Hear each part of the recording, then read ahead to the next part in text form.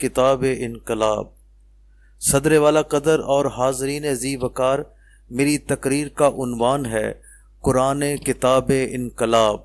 جناب والا، آج سے 14 صدیاں پہلے کا منظر ہے۔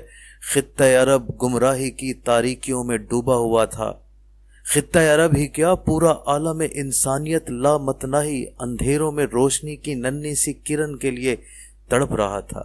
اور پھر والا قدر یکا یک زمانے نے تاریخ کا سب سے زیادہ حیرت انگیز منظر دیکھا کہ اسی سرزمین وحشت پر انسانیت نوازی کا ایک آفتاب طلوع ہوا۔ وہ آفتاب مدتوں غار ہرا کی خلوتوں کو جگمگاتا رہا اور پھر اس شان سے کوہ فاران پر ذو فگن ہوا کہ زمانہ پکار اٹھا۔ وہ نبیوں میں رحمت لقب پانے والا، وہ نبیوں میں رحمت لقب پانے والا، مرادیں غریبوں کی بر لانے والا، اتر کر ہرا سے سوئے قوم آیا اور ایک نسخہ کیمیا ساتھ لایا۔ جناب صدر، یہ نسخہ کیمیا قرآن تھا، 30 سپاروں پر مشتمل کتاب انقلاب۔ وہ کتاب انقلاب جو حضور علیہ الصلاۃ والسلام کی معرفت زمانے کو عطا ہونے والا سب سے بڑا انعام ہے۔ وہ قرآن جو خود معجزہ ہے اور جو اس کے کلزم نور میں غواصی کرے وہ معجزہ نما بن جاتا ہے۔ وہ کتاب انقلاب کے جس سے پھوٹنے والی کرنیں ذروں کو آفتاب اور حذف ریزوں کو مہتاب بناتی ہیں۔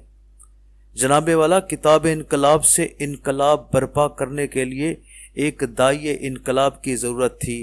یہ داعی انقلاب ذات مصطفیٰ صلی اللہ علیہ وآلہ وسلم تھی، جو کتاب انقلاب کے خد و خال میں اس طرح ڈھل گئی کہ قرآن ناطق کہلائی۔ یہ قرآن ناطق اس قدر جامع اور اکمل تھا کہ اس کے خالق نے اسے سب سے بڑا نمونہ عمل قرار دے دیا۔ خالق کائنات نے لا رتبل ولا یسبل فی کتاب مبین فرما کر اس کتاب انقلاب کی ہمہ گیری اور جامعیت کا اعلان فرما دیا۔ صدر ذی وقار ایک طرف کتاب انقلاب تھی اور دوسری طرف داعی انقلاب کا کردار، جو بھی دامان رسول سے وابستہ ہوا قرآن کے سانچے میں ڈھل گیا۔ عظیم ترین انقلاب کے خطوط ابھرنے لگے، ظلمتیں چھٹنے لگیں، انوار توحید ابھرنے لگے، حق کی پہچان ہوئی اور باطل سرنگوں ہو گیا۔ صدیوں کے میں خار خم خانہ وحدت کے طلبگار بن گئے۔ راہزنوں کو راہبری کا شعور اور اصنام پرستوں کو خدائے واحد کا نور ملا۔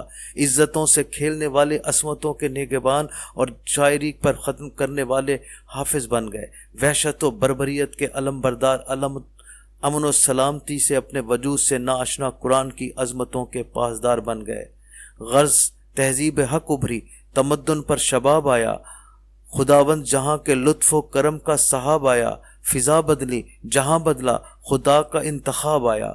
کتاب انقلاب آئی تو ہر سو انقلاب آیا۔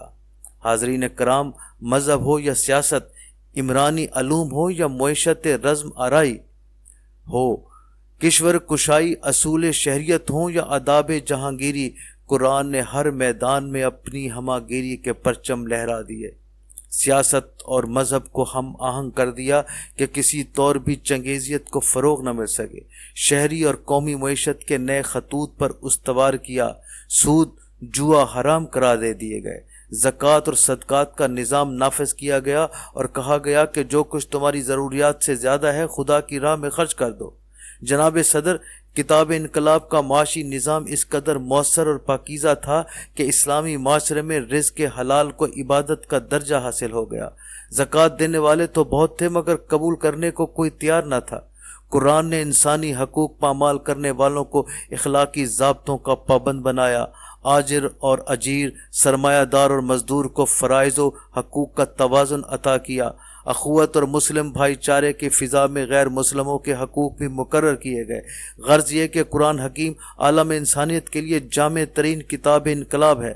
علامہ محمد اقبال کے لفظوں میں، نوے انسان را کتاب آخری، نوے انسان را کتاب آخری، حامل او رحمت للعالمین۔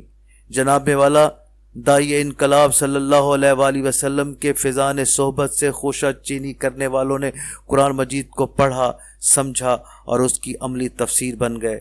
انہوں نے ایسا نظام سیاست وضع کیا کہ جس کی بنیادیں ملوکیت پر نہیں بلکہ خدمت خلق پر استوار تھیں۔ 3 براعظموں پر حکومت کرنے والا خلیفہ اسلام اس احساس سے لرزتا تھا کہ اس کی سلطنت کے آخری کنارے پر کوئی کتا بھی بھوکا نہ رہے۔ صدر ذی وقار انقلاب وہی زندہ رہتا ہے جس کے اثرات عارضی نہیں بلکہ دائمی ہوں۔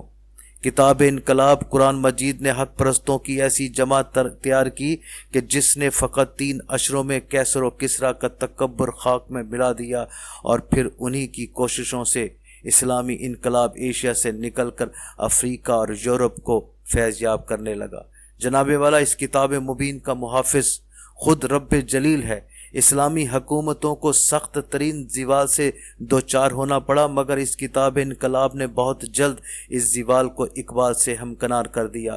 یورپ کا عیسائی متعصب مورخ فلپ اعتراض کرتا ہے کہ دشمن اسلام قوتوں نے وقت کی سب سے بڑی حکومت خلافت عباسیہ کی اینٹ سے اینٹ بجا دی۔